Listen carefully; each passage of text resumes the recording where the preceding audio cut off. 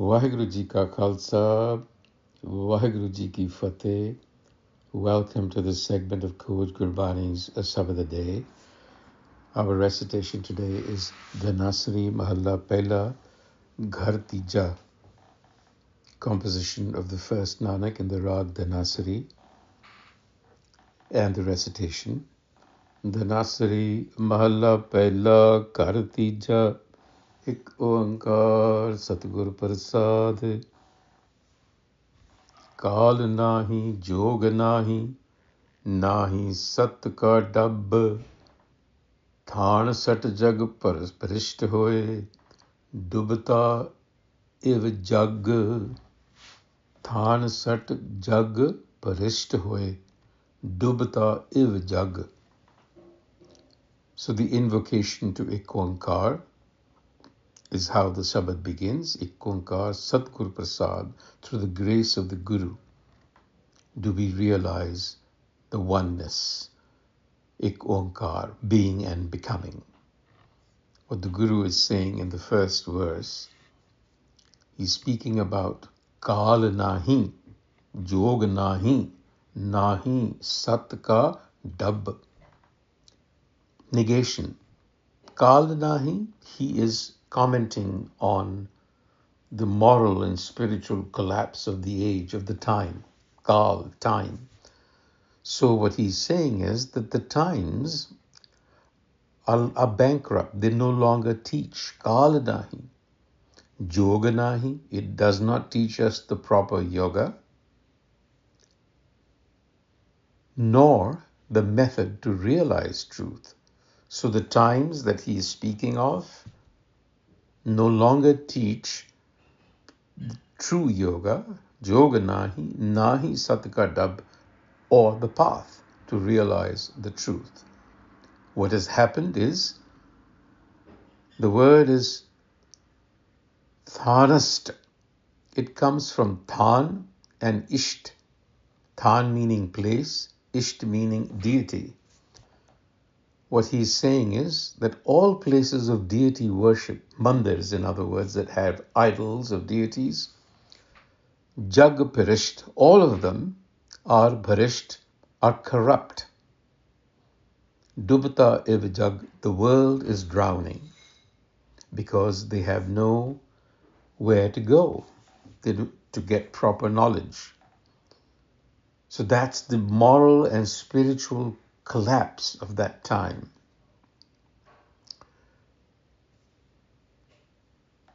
Time itself doesn't discipline actions. In other words, the ecosystem, the time has collapsed. Yoga has lost its inner aim. It's become a show. The way of truth has vanished. So what the Guru is saying is that when foundational frameworks deteriorate, in other words, the entire social world, its institutions, its ethical bearings are polluted, perished, corrupted. So this is a world without a moral compass, without structures or truth-aligned pathways. This is Guru Nanak speaking 550 odd years ago, and the picture is very reminiscent of today. So we are still in Kalameh. Kalameh hai Ram naam sar, akhi tamit hai, naak pakad, thaggan ko sansar. This is the Rahau. He's pointing to practitioners of religion, and especially those in positions of authority who have some hold on the populace. He's pointing to them. What he's saying is, akhi tamite hai, naak pakade. This is that typical posture of the yogi. Eyes shut, the nose being held by the fingers. What is the Guru saying? Akhi tamite naak pakade. What is all this posturing about? He says, thaggan ko sansar. These are postures by which the world is deceived. Imagine that. It's happening even today. And what is he saying then? He says, Kal mein Ram naam sar. In this age, only the wisdom, the innate wisdom of Naam, that innate wisdom of the self, is of the essence. That is what matters. There is only a single surviving refuge, which is Ram Naam. Ram here being the all-pervading presence, not the Ram of Ayodhya, just to make sure. This is that divine presence. And it is wisdom, Naam. And it is innate to us. But society as a whole has turned its eye.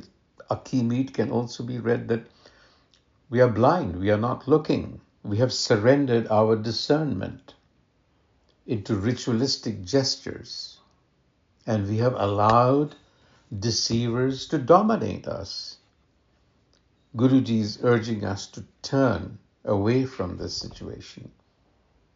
So when I say Thanasht, I include Gurdwaras as well, because we have turned the Guru Granth Sahib into a deity, into an idol that we worship.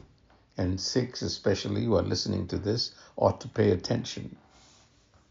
This is Guru Nanak speaking, not me. He goes on, Aant seti naak pakad hai, soojte tin lo, magar pache kach na sujai, eh padam alo. Ant means the posture with which the thumb and the little finger hold the nose. This is those breathing pranayama exercises that are so popular.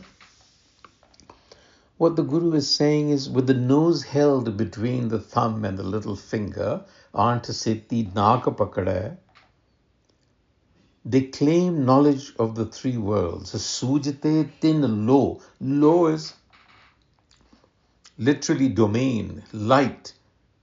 Because in the Indian systems, we believe that reality consists of three domains. That's basically metaphysical. So the Guru is using that terminology to say, you claim to have knowledge of the universe. But, isn't it strange, he says, Magar, but, pache kichna sujai. Pache here means behind.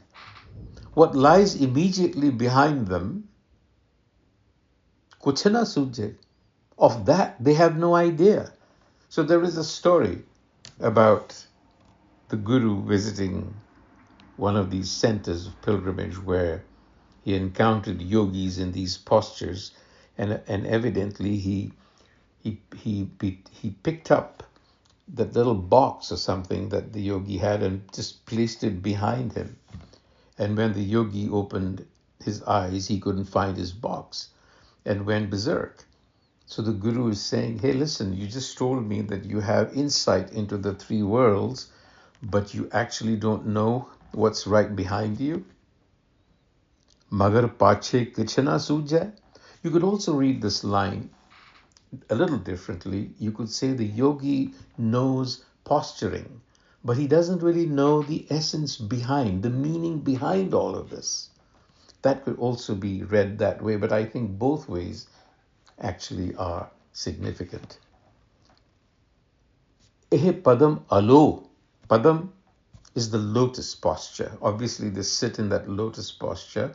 And the Guru is saying, what a strange posture this is. What kind of a posture is this that gives you insight into the three worlds, but you're clueless as to what's right behind you, under your nose, so to speak? That's the problem. You don't know what's under your nose, but you claim you know the next world. So Guruji is unmasking this ritual posturing. And we ought to pay attention. Magar pache. We know the three worlds, but what lies behind this spectacle, that interpretation I was talking about, What is behind this visible world that we see? It's that one. So your consciousness is what is dull, and your ritual has become theater, not transformation. Now he takes to task the ruling elites. Khatariyan ta dharam chhodya, मलेच पाखे आ गही, श्रेष्ठ शब एक वर्ण होई, धर्म की गत रही. Kshatriya, the warrior class, the ruling elite, in other ways, he says, has abandoned its ways. Khatariyan ta dharam chhodya. What have they done? Malech pakhya gahi. They have adopted the language of those they call outcasts, pointing to the Muslim rulers. He says they have just adopted their way. They call them outcasts, but they'll adopt their mannerisms, their clothing, their culture. And he says, it seems to me, Srishta Sabik Varanoi, the whole world has adopted that caste, meaning that expression. And dharma ki gata rahi. Dharma has lost its standing, the right way. This is social inversion.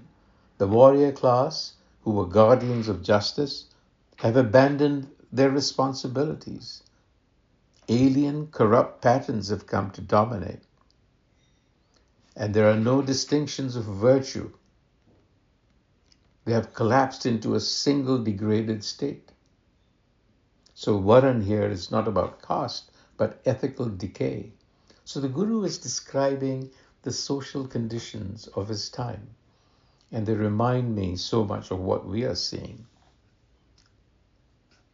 So in conclusion, he says, Ashtasaj, Saj Puran Sodhain, Karhen Ved Abhyas, Bin Naam Har Ke Mukta Nahi, Kahe Nanak Das. So Nanak Das, the servant, what is he saying? He is saying, Ashtasaj, you may fashion the 8 elaborate rituals. They have these toolkit that is used, and it consists of 8 little components. So the Guru is saying you can fashion those 8 elaborate rituals, and then Puran Sodha, Sajke, after you have decorated yourself with those external rituals, you may study or scrutinize the Purans, the mythical scriptures of within India, of the Hindus. Sodha karhe Ved Abhyas, you can recite the Vedas, practice. Abhyas means doing that every day. But bin naam harke, without that wisdom that he's been talking about, naam, that he calls naam, liberation is not possible. Mukta nahi. Kahata, kahe Nanak Das. So says Nanak, the slave, the servant. So he's critiquing ritualist scholars. He's critiquing complex ceremonial constructs. What he's saying is that Vedic Puranic scholarship does not repair what is fundamentally broken. Only Naam. This is a living realization of that presence, inner presence, that will restore orientation in a world that has lost its moorings. So ritual, scholarship, austerity is all well and good, but without that transformed consciousness, they are inadequate. They become just performances. Vaheguru Ji Ka Khalsa, Vaheguru Ji Ki Fateh.